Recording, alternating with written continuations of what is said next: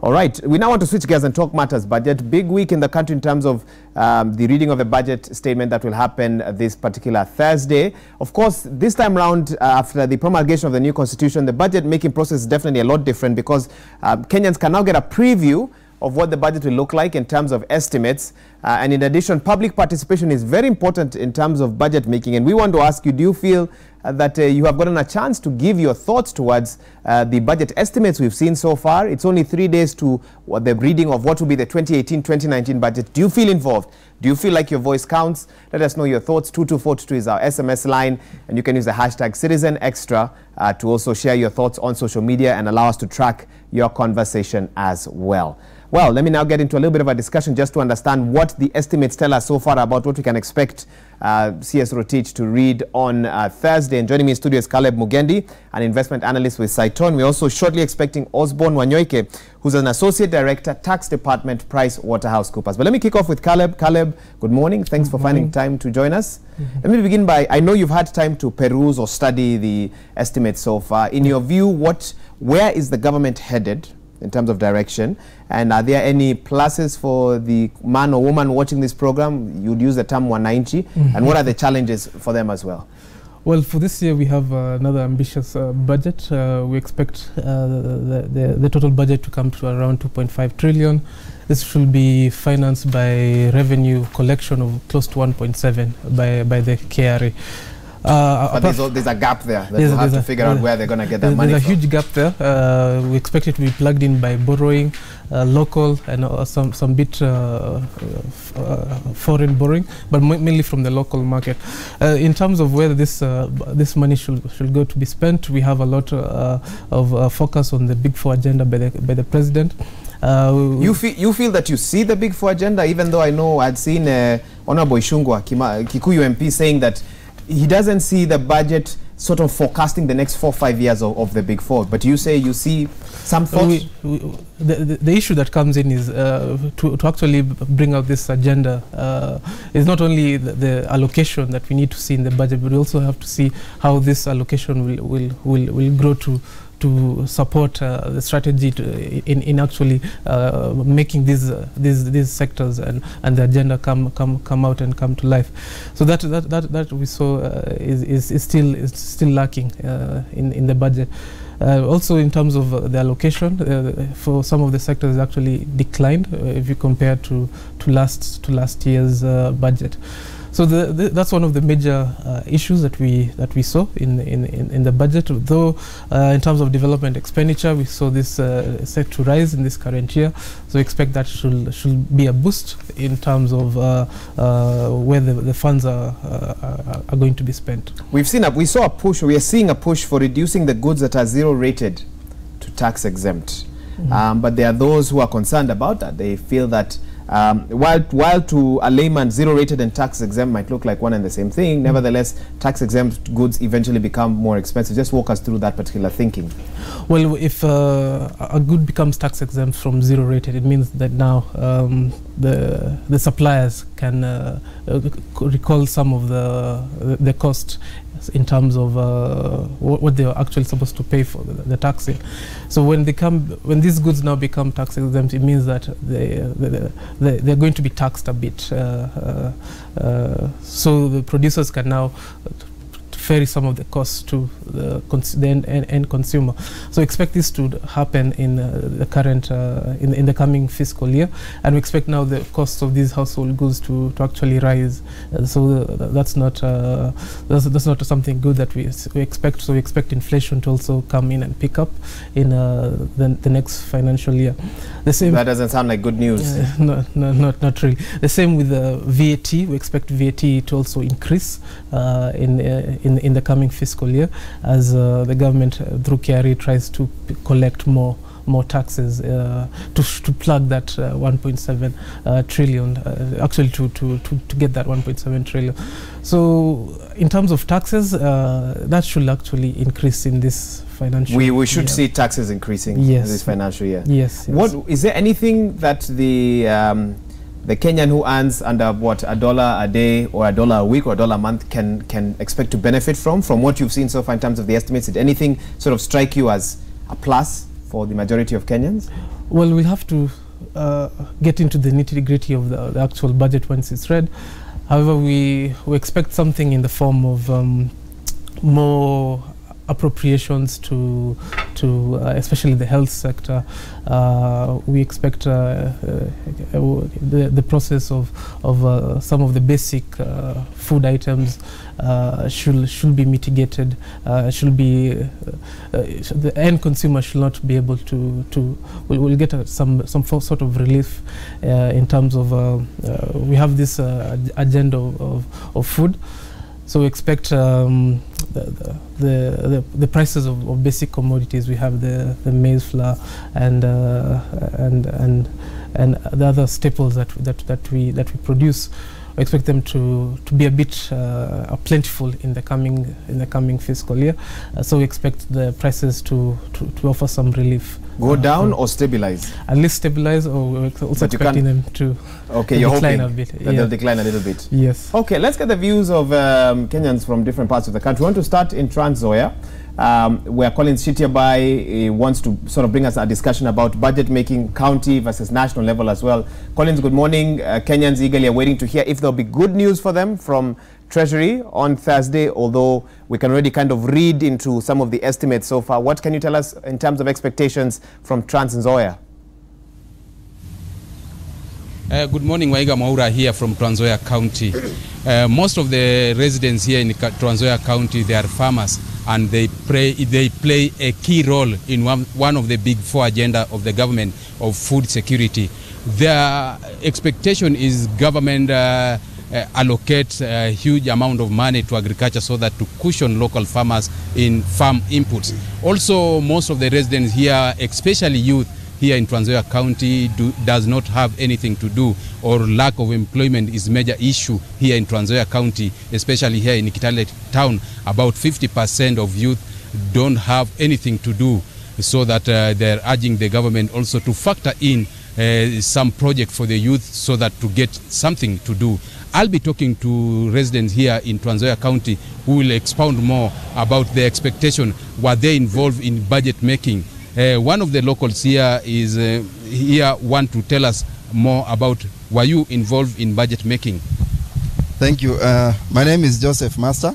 I'm a resident of Trans Nzoia County. And at the county level, yes, we were involved in making budget making the budget that is usually implemented at the county level. But at the national level, definitely we have never been involved, and that's what we might urge the national government next time they are making the budget. They can involve even people at the grassroots level. But as we expect the budget on 14th, as residents of Trans Nzoia, majorly a farming county, we expect that the CS for finance will increase the allocation of money in the agriculture docket. Because of late we've been having a lot of challenges in the agriculture sector, and agriculture and food security being one of the big four agenda, we expect the national government to pump into more money, because of late we've been having issues of armyworm, issues of poor fertilizer, issues of late payment at the NCPP, and these are the things that we must address if we want to have food security as a country as we head forward. And also the issue of employment, the young people in this country, the issue of unemployment has been going, the rate of unemployment has been going up every day. And therefore, the government must come up with measures to curb this rate of unemployment. They should train young people on how they can employ themselves, self-employment, because it's not easy for the national government to employ everybody. There are so many people who need jobs, and there are very few jobs available. And so the national government should prioritize training young people on entrepreneurship issues, and also trying to make sure that the 30% procurement policy is implemented fully, to also ensure that young people get employment. Also the issue of national youth service, it has been dogged with a lot of corruption scandals, and this is something that was meant to help young people, to create employment for young people, also to bring development, but corruption has eaten it to the core.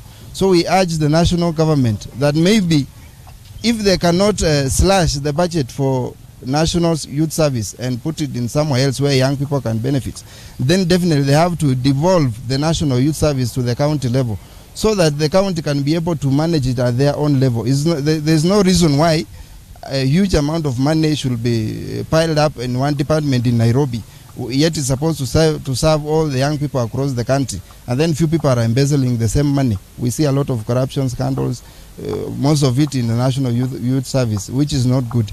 And also the issue of health.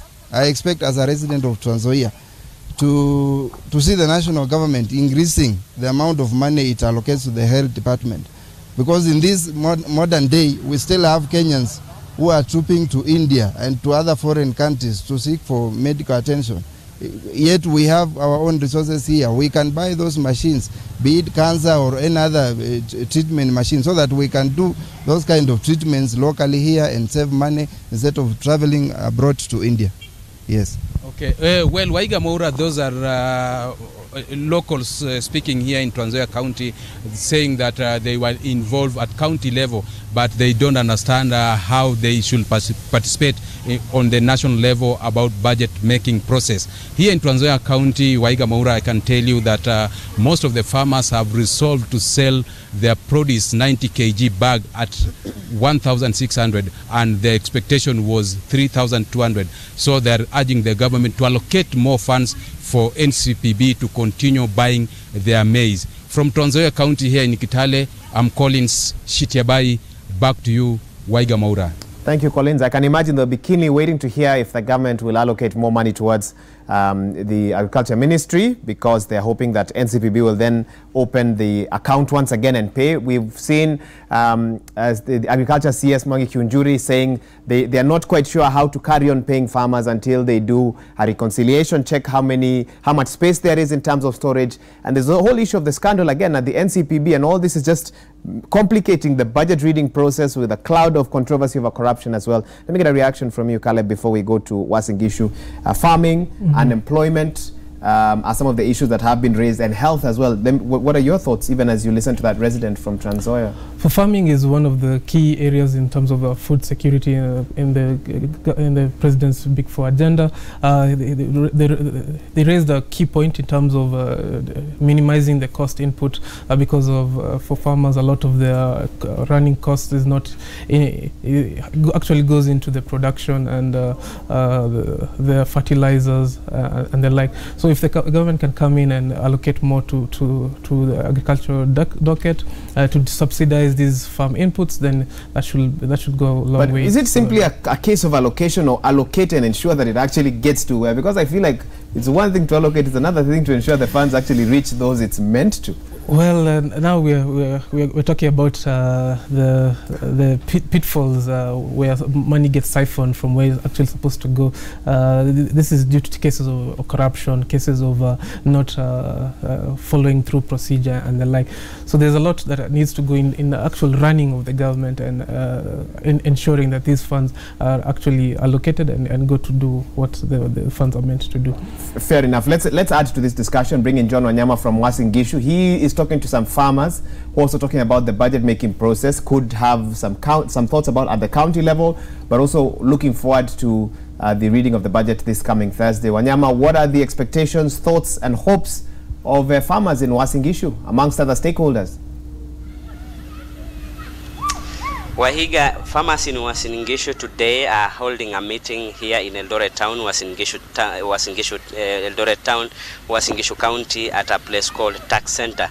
And Wahiga, as you understand, farmers, especially from this region, have really undergone through difficult times, especially when it came to time for paying them their money, and when some of them have not really delivered their produce to the NCPB up to now, Wahiga, and they still have those maize in their stores. And today farmers are also meeting here to deliberate on how what they want the government to do, or the minister to do, in the coming budget as he come to read this month. And we would like to talk to them, Wahiga. I'm with the farmers chairperson, whom we would like to talk to. Mr. Barno, come closer to me here. Mzee, pengine mumeweza kuhusishwa kikamilifu na serikali kwa hii budget ambayo inakuja? Ndio. Kwa hivyo nafikiri siku ya leo sisi watu ya Uasin Gishu, ambaye hasa sisi ambao tunashughulikia wakulima, tumeona tukutane ili tujaribu kusema maneno yetu, kwa sababu mwaka huu wiki hii ni wiki ambayo watafanya budget. Serikali ikifanya budget, kitu sana ambayo tunaomba na sasa tunasema na iwezekane ni mkulima huyu. Mkulima huyu ni mtu ambaye anahangaika. Mkulima huyu ndio anasimbisha nchi. Mkulima huyu ana halali kwa sababu wakati ameweka hii mamilioni ya pesa kwa ardhi, ajui kama atapata. Kwa hivyo sababu kama mtu napanda mahindi, huenda mvua itatoroka. Huenda mvua itakuja, lakini itakuja na upepo. Huenda mvua itakuja na ile mawe. Ile mambo ya mawe. So mkulima huyu na kuwa na malio sana. Na yule ambaye nililia ni Mungu. Na sisi, kwa sababu sisi ni watu ambaye kuwa watu ya kusimama kwa serikali. So tunasema serikali waone wakulima. Mimi kama chairman ya wakulima, nasema Kenya National Farmers Federation, zamani ilikuwa inaitwa KNFU. Yes. Mara mingi ilikuwa mambo inasikizwa sana. Na hata wakati ya hayati Mzee Jomo Kenyatta alikuwa naona mkulima ni mtu ambaye alikuwa anaheshimiwa sana. Hata Mheshimiwa Daniel Moi pia aliheshimu wakulima sana. Na pengine mzee, ni nini hasa unataka serikali ifanye ama waziri kesho anapokuja wiki hili akisoma bajeti, ni nini unataka awekelee manani? Nataka iweke pesa ambaye tutalipia wakulima, sababu pesa nyingine zinakuja kwa AFC, pesa nyingine inakuja kununua mahindi ya wakulima, na pia pesa zingine inanunua maziwa ya wakulima. So sindaka aweke pesa hii mingi ambaye mwisho itapaki. Hatutaki usikie usema ati pesa hakuna. Na wameketi chini. Asante. Yeah. Asante sana. Wahiga, let me talk to Mr. Menjo also. Mr. Menjo, you have been in forefront to really to really help farmers, and what are these farmers really involved in this budget this year? Yeah, you know, the unfortunate thing is at the policy level, you get the government is talking, they have good ideas about the farmers, but when it comes to implementation, this is the biggest challenge the government has always faced, because one, we are a signatory to Maputo and Melapo protocols, which stipulates that 10% of the national budget should go to agriculture. So far, we have been doing only 3%. 3% is very little. You can imagine the trillions we are talking of, and then we give agriculture that small percentage. And here we are always saying agriculture is the backbone of economy. If it is the backbone, can we do justice to this backbone? So to do justice is to ensure that we have sufficient funds to agriculture. And that is what we are keenly watching, and we are also going to make our proposals. As my colleague has raised, we would like to see substantive amount allocated to AFC, that's Agricultural Finance Corporation. A good amount should also be going to ATC, where they have been having livestock development. All these institutions have been very instrumental in supporting the farmers. But you see, for many years, they have been always neglected and underfunded. So I don't know. If the minister is serious, and if the government is also serious in the 4 pillars, which one of them is agriculture, we would like to see really a paradigm shift in terms of funding. That will show that there is some seriousness this time. It is not business as usual. It is not just a talk show, and I'm sure we are going to watch keenly, and that is very key. Mr. Menjo, you have really tried to do this. You have given the government many proposals and none has really maybe gone through. What do you think this time the government will be listening to these proposals you are going to agree here today? No, I'm seeing that the attention now is a bit different. I think the focus has been shifted to the 4 pillars, and one of them is agriculture. So in fact, in a nutshell, tomorrow I'll be appearing in the agricultural committee on agriculture. So we are going to deliberate further on this, and I am seeing there is some renewed approach, and I'm seeing also in the county we have the cooperatives, which I think if they are strengthened, they will also deliver in terms of service, because you see, when we have cooperatives handling most of the issues like fertilizer, we are likely to look out the cartels who have been frustrating the supply of this fertilizer. And secondly, farmers are also known. When you are dealing with cooperatives, you are dealing with people who are known. They know each other from the villages, and there's no way you will get anybody who is trying to pretend that he is one of them and while he is not. So all this, if we put together, and there's concerted effort from all the stakeholders, I'm seeing us succeeding this time round. If we are not going to succeed, then it means maybe there's something else which I may not understand for now. But I think as it is, we are on course. Okay. Exactly. Thank you very much for finding time to talk to Citizen Extra. Wahiga, those are the leaders representing farmers specifically in Uasin Gishu County.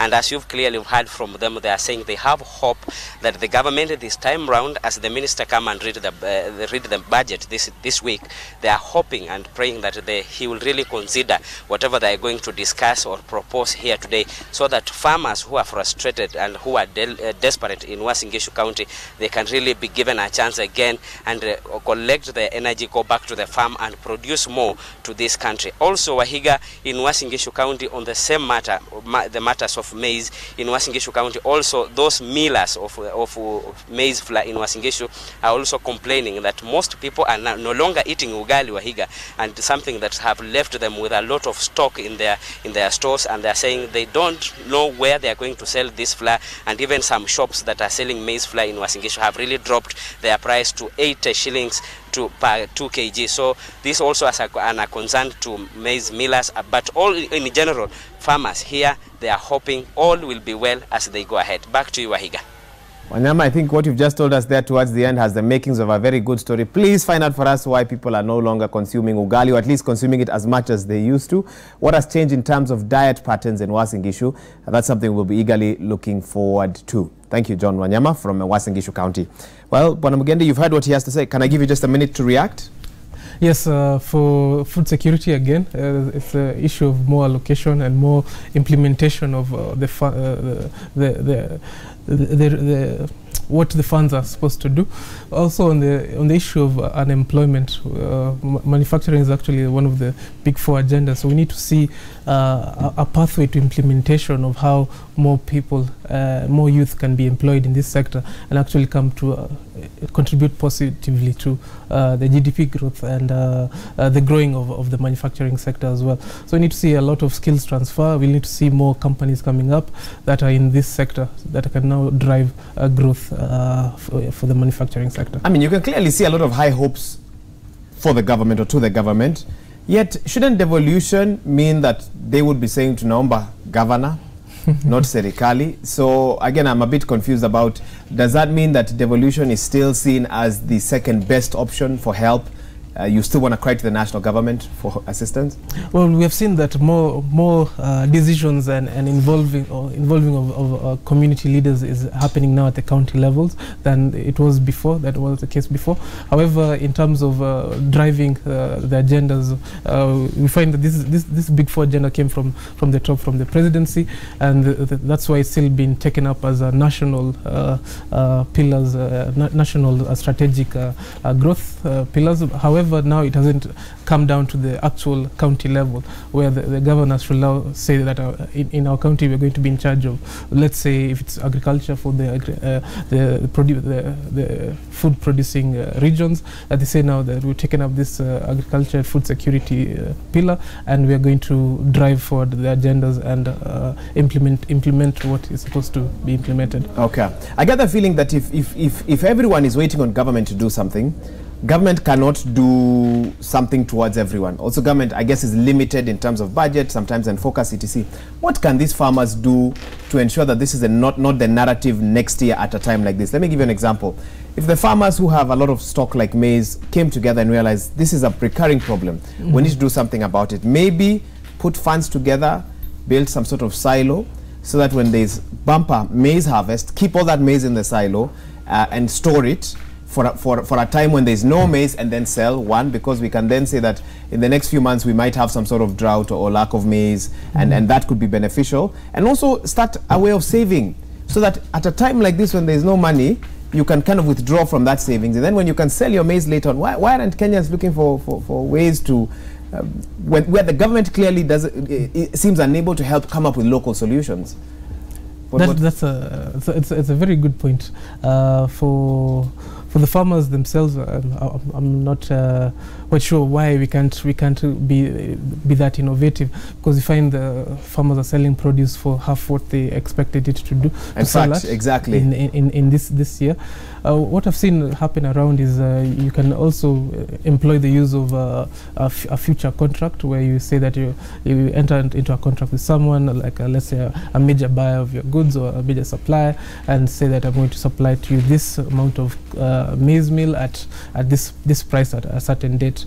However, we haven't seen that being enforced a lot or happening a lot in our countries and in our community.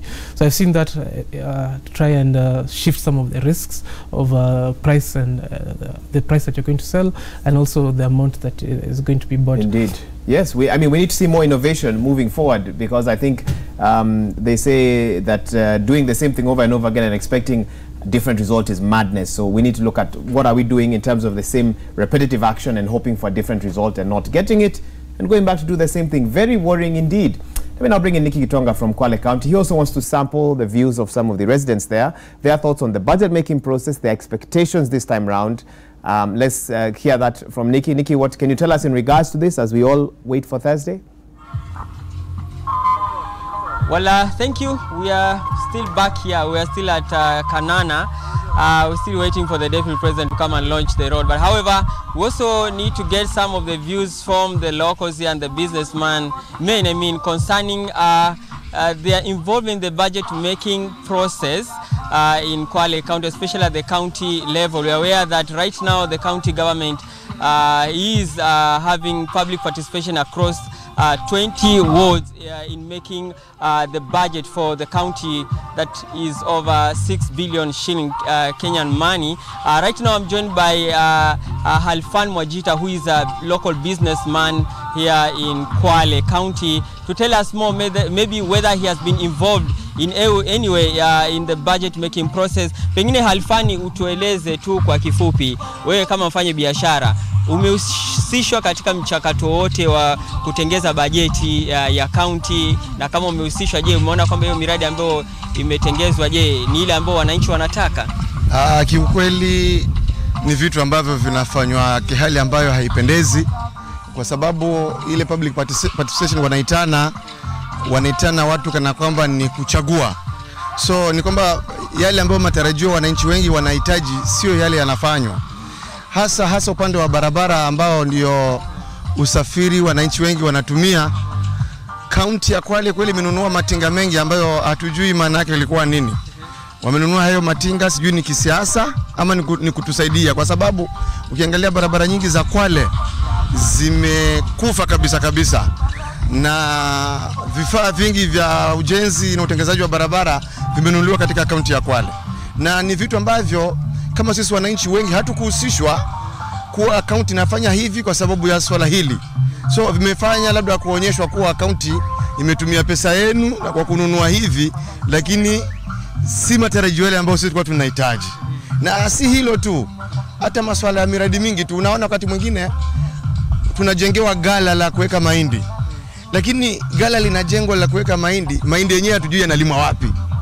Hiyo ni tatizo kubwa, kwa sababu unataka ukijenga nyumba ujue utaweka vitanda na utaweka na vitu vingine, lakini inajengwa nyumba inakaa pale kana kwamba ni uharibifu wa pesa za mwananchi. Kwa hivyo kwa kifupi, nyinyi huwa hamuhusishi, mnaona tu mira. Kwani wewe mwenyewe pengine hudhuria hii mikutano ya kutengeza bajeti ya county, pengine ushahudhuria?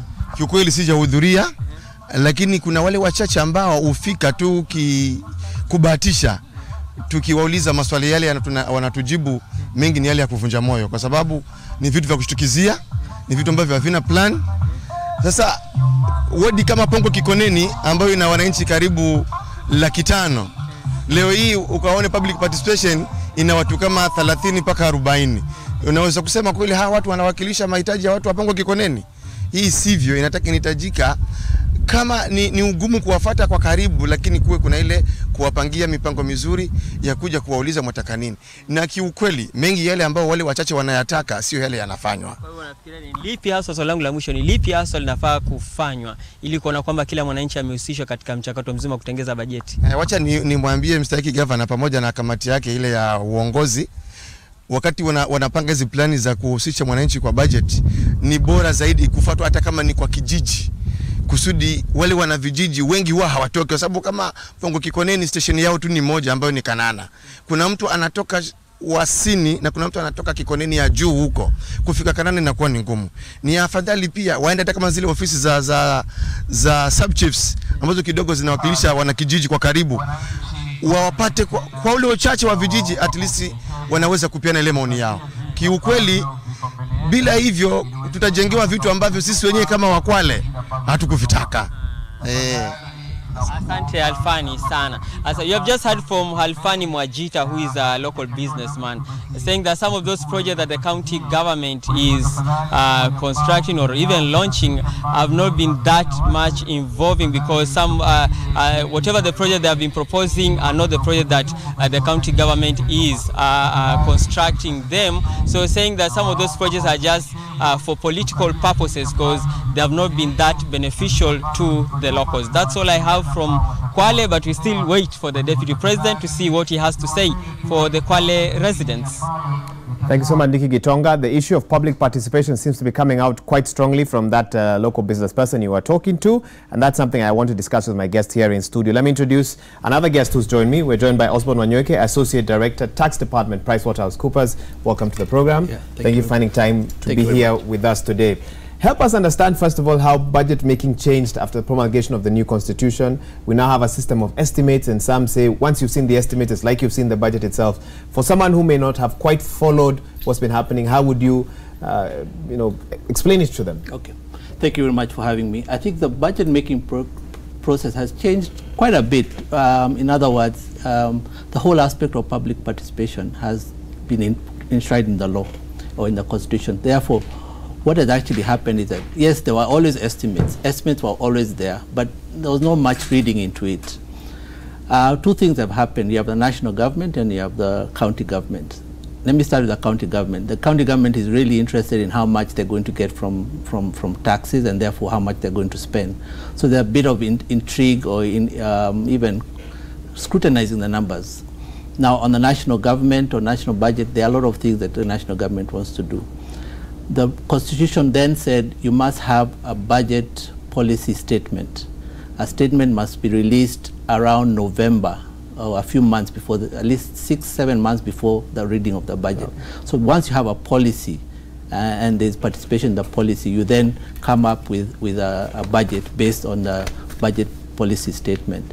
And therefore, you then move to around what we have now in April, where you have the government then saying, this is what I want to spend, this is how I want to spend it, and they must go to the National Assembly and debate it. And that's what we have seen in the course of last week, what the National Assembly has, has said in what they would like to spend on. We then now have the budget reading, which is this Thursday, which is a culmination of that whole process of budget making. And that's in a nutshell. How much can change between the budget policy statement, the discussions in Parliament, and then now what will finally be read on Thursday? Okay, the policy, from what you've seen in the past. The policy statement is like a broad-based, this is what I want to do. This is what are my guiding principles. I mean, it's just like, if I say the big four, it's like, where do I want to spend on the big four? The housing, the food, and so on and so forth. So that's a policy statement, and that comes out in January. The budget estimates now actually plugs in the numbers for each of those activities, and not just the big four. It's the whole of the government, whether national or county. So those are the real numbers, and they must be debated by the budget committee within the National Assembly. So they could change between the policy statement to the estimates. The estimates then are finalized and an appropriation bill passed after the budget reading, which is on this Thursday. Which is okay. So they could be tweaking here and there, but by and large, let's face it, we only have so much money in the country. So how much more can we spread it? And that's usually the trick. It's now trying to look for a way of spreading the amount of money and getting value for it. Okay. Do you want to add anything to that? Possibly only if there's a lot of outcry or there's a lot of public sentiment towards a particular item in the budget policy statement, then maybe we can see something different when the actual budget is ready. That could drive some change between what was in the budget policy statement to the estimates level and to the final reading. Yes. So you've had a chance to briefly look at the estimates. What were your thoughts? Well, I think the headline is the budget is growing. I think we've now now crossed we've now crossed the 3 trillion mark, and I think we should be proud of it. In other words, it shows that the economy is growing. The expenditure needs to be allocated, and that's what we've seen. So, by and large, what I've seen is that it is I would say it's a normal budget. In other words, the government has estimates, expenditure, but the critical question is there money to spend, isn't it? And you've seen the National Kenya Revenue Authority being asked to collect, I think, 1.9 trillion, 1.9 trillion. You wonder whether KRA will be able to do that, because if you don't collect, how do you spend? And that's the critical question. So what I've seen is that the budget deficit has remained kind of constant. In other words, they're not going to overspend beyond a certain percentage, 6-7%, which is the discipline that is required. Because if you just spend, the problem is, will you get value for it? And that's the critical thing. So by and large, it's a normal budget. But it has, particular things depending on, what the national government wants to spend on, and the policy statement. I actually want to get your thoughts on some of the proposals from what I've seen. Higher sin taxes, for example, that usually causes quite an outcry. Has this proven effective in the past? And are we saying that those who indulge in sins always adapt? Don't you punish the industries that produce the products that are then considered sinful, so to speak? Okay. Let me get your thoughts on this, because I know the government is really looking for ways to plug in. If we're talking about a budget that could be anywhere from 2.53 trillion moving upward, and we can only collect about 1.74 trillion in terms of taxes, then the government has to find a way to raise the remaining money. And I also want to balance that with the debt and repayments that we know are also coming up, very, especially I think from next year as well. Caleb, come in. Yes, for the added taxes, we found that a lot of they've gone to a lot of sin tax. Also, there's going to be taxes on other products, like the products that are now tax exempt. Previously, this served to generate some additional income for KRA, but what we've seen is the KRA is still lagging behind its revenue collection for the past fiscal year. I think the last estimates were like 9% behind. So though we do expect higher levels of taxation in the coming fiscal year, the 1.7 trillion or so is still higher than the previous one that they've still been keeping on missing their target. So we do expect higher levels of taxation for the 35% for companies that I think make profits of more than 500 million. But we still think, because of the fact that the economy is not growing as fast as it was, maybe that's the reason that they used in the previous year, so they couldn't collect as much tax as they wanted to. So this year we expect a higher economic growth, so we expect that if KRA are going to be able to meet the targets, then it's better that they increase the tax this year. But they haven't met their targets in the past. They haven't met their targets in the past. There's an issue there. So the deficit now has to be plugged in through increased levels of borrowing. One gets the feeling that you have to be a magician to pull a rabbit out of a hat. You lead the tax department at PricewaterhouseCoopers. What are your thoughts in terms of the sort of tax proposals that have come out in the estimates? Before I answer the question, you talked about the sin taxes. I just wanted to share my thoughts there, and I'll come back to your question. What used to happen was that you tax excise so that you reduce a certain behavior in society. And if people like smoking, drinking, and alcohol, I mean, you tax them because you're trying to reduce the amount of alcohol and tobacco, just to mention a few. That was the traditional way. But what we noticed later on, the government must have seen it was an easy way of collecting money quickly and on a monthly basis. So you found they're now adding without much public outcry also, because sins should be punished. Exactly. But then they introduced it on telephone, mobile phone. There's an excise duty of 10%. Is that a sin? So it's not a sin. So there has to be a balance between, are you using excise as a way to control behavior, or are you using it as a revenue collecting mechanism? And what we've noticed is that they have found that it's quite easy to use it as a revenue collecting mechanism. So So that's where we find the basket of goods that are entering the excise. They're quite a number. That's because cosmetics, there was some other items that are not sinful as such. But the bottom line is, and to come to your question, you actually need to be quite a magician to balance the expenditure and the revenue. Because look at it, let's face it, we are a developing country. Our needs are many: food, shelter, clothing. We are not actually covering those quite. So we need to spend, but we don't have the resources. You only have a limited basket. So you need to balance, where can I get the most effect? How can I get value for money for the citizens? And how can the citizen feel that their money is well spent? So you have to have a deliberate action to spend where there's a lot of impact. And you can see why you have, say, the Big Four agenda. The Big Four agenda is addressing the bottom of the pyramid, as it were. So you have to first address that. Then you also have to do what investors, you need to attract investors, isn't it? Because if you have an investor, he brings in money, whether domestic or foreign. If he brings in money, he pays more taxes. With more taxes, you're able to meet some expenditure.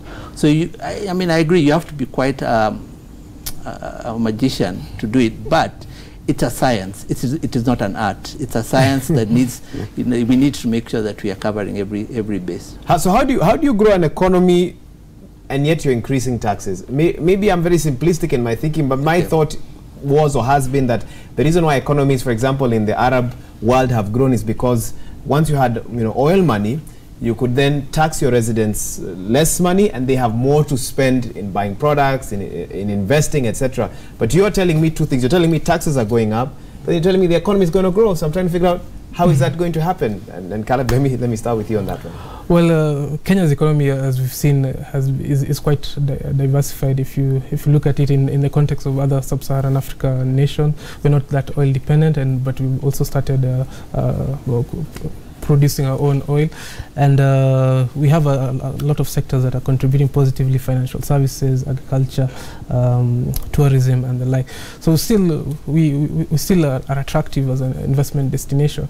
What will now maybe be the tip to pull off or shun away investors may be something like the higher tax rates in the country or taxing more on foreign entities that come to invest in the country. So that can be one of the issues that may now come up when companies or global multinationals want to set up shop in Kenya as a business hub or as a regional hub. But we still are strategic in terms of many multinationals come into Kenya as a footprint when they want to expand into the greater sub-Saharan or Eastern Africa. So that is still going well for the country. Though now with the higher tax rates, I think that will get some people thinking whether they still want to come set up shop here, or how to manage their business in maybe setting up offshore, something like an offshore location or destination for their companies. I want to also, and Osborne, come back to you and get a reaction from you on this. Even as Rotich prepares to read the budget on Thursday, he will have to share headlines with one corruption scandal after the other, and that is tied in with the state of economy, etc. If you Google South Africa today, I Googled South Africa yesterday, and I got a New York Times article about how collecting taxes in South Africa is increasingly becoming more difficult because under the Zuma regime, a certain group of high-powered individuals very close to power found a way to circumvent or go around their South Africa Revenue Authority, and this then led the local South African to begin to feel that why am I paying taxes if, number one, there are those who don't, and number two, when I pay, I'm not sure where my money goes to. Could we get to a point where some begin to feel that why are we paying taxes when you open the paper every day? Like today, I don't know, I'm trying to remember what headline I saw this morning, but I'm pretty sure there was a new revelation somewhere, and then some public corporation has to take out a one-pager in the paper to defend themselves, and some are asking, why don't you go and defend yourself in the appropriate forum, that is either before the EACC or before some parliamentary committee. Don't use taxpayers' money to defend yourself against allegations that you're using taxpayers' money incorrectly, and some are saying by even taking out that newspaper article, you're doing the same. Let me get your thoughts on that. Are Kenyans getting to that point yet from your perspective, even as you respond to what Caleb had to say? I think the question of corruption is a question of resource allocation. In other words, the government has been given a set of money to spend, and what we are seeing reports of, and I'll say these are reports of, yes, of corruption. Now, we need to be careful about corruption, because what I see about corruption is that we tend to focus on curative measures, you know, for the headlines and then taking people to court. I think for us, like in PwC, we say prevent the corruption, put the governance structures so that when you have a big budget like this, you have governance structures to avoid corruption, because obviously I think human nature and greed are not very far apart. But I think we need to prevent that by coming into, you know, putting things in motion, and then also changing behavior on corruption. So, I mean, that's the most I can say about corruption, because for me it takes away what is otherwise resources that could be otherwise used for things that could help the mwananchi. But you asked another question as to whether people are becoming lethargic or apathy in terms of taxation, and not yet. Yes, there is a field that says, well, people paying their fair amount of taxes? Okay, that is a critical question that the Kenya Revenue Authority needs to address, and I know they are addressing that. I mean, they've invested lots and lots of funds in iTax, which is the technology, so that they get the information and then they're able to mine the information and then target those who are not paying their fair amount of taxes. KRA is doing well, but there's always room for improvement.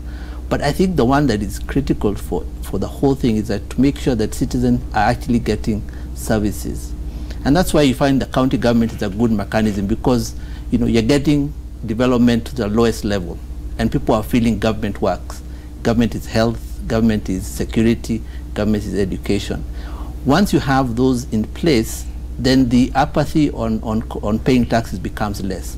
Where the problem comes is where people don't feel I'm not getting the services, and therefore I'll say, why am I paying taxes? We've not reached that level because government has an agenda. Obviously, we need to put in place, and you and I, as all citizens, need to put our eyes on the budget. What is the minister going to say? Where do I participate? Do I pay my taxes? Do I ask for services? That's our role.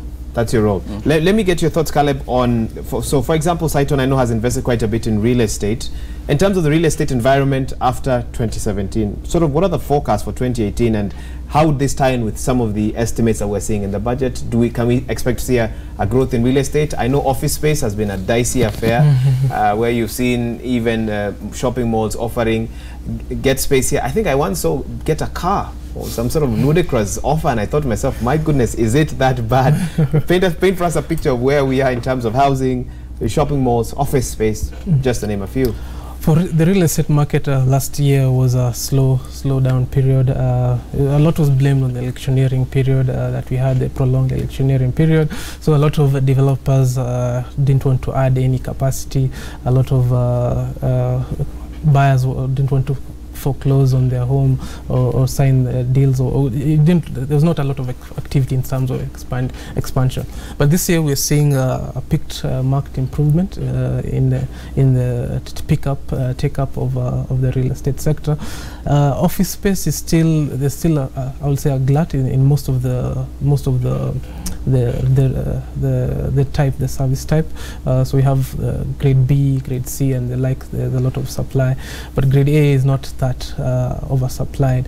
So for commercial office space, we're finding that a lot of businesses are preferring to go to the outskirts of Nairobi, for example, the upcoming outskirts. We find the upcoming towns, Ruaka, and the like, are really attracting a lot of attention. Yes, they're attracting more inflow, more businesses that want to relocate there from the city center. In terms of also residential housing, it's one of the pillars that one of the big four. Housing is one of the big four agendas. So there are a lot of concessions, or I like to say incentives, for developers to venture into the affordable housing space. So we see that there's been a pickup in that. There are a lot of developers who have come up and say that they want to now go the route of trying to supply more affordable housing into the market. Okay. So we expect that to increase in the coming years. Okay, that's interesting to know. As we wrap up this discussion, let me get your final thoughts on any last word you'd like Kenyans to sort of know or understand or demystify about the budget making process? I think in terms of demystifying is I always look at the budget as your own household income, you know, and I always say the government should not spend more money than it can actually generate. And yes, you may need to borrow once in a while, but borrow and get your value for money for that. But I think at the end of the day is we need to ensure that, one, we pay our fair share amount of taxes. Tax planning does not include not paying your taxes. You need to be compliant, and I think we need to ensure that that happens. Yeah. Okay, and for you? For me, my major concern in the budget is the debt that is going to plug in the deficit in terms of expenditure and estimated collection. So a lot of our revenue, close to like 20% of what should be development expenditure, is actually going into interest payments for the euro bonds that we took out, and a lot of the local debt that we keep on, our government keeps on coming back for. So for me, what I want to see is more accountability in terms of where these funds, especially like the euro bond or the development infrastructure targeted funds, actually go to.